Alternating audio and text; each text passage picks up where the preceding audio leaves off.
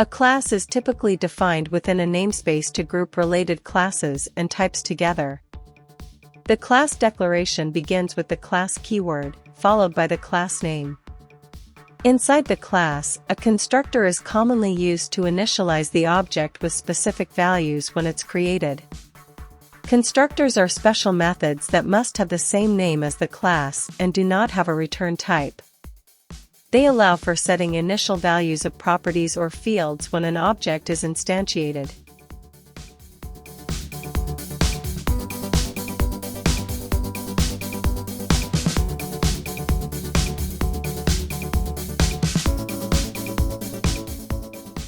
Along with constructors, a class may include other members like fields, which store data, and properties, which provide controlled access to that data.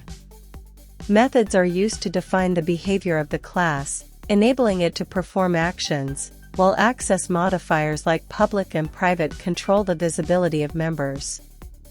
Additionally, events and delegates can be defined to handle asynchronous operations or notify changes, and indexers allow objects to be indexed like arrays.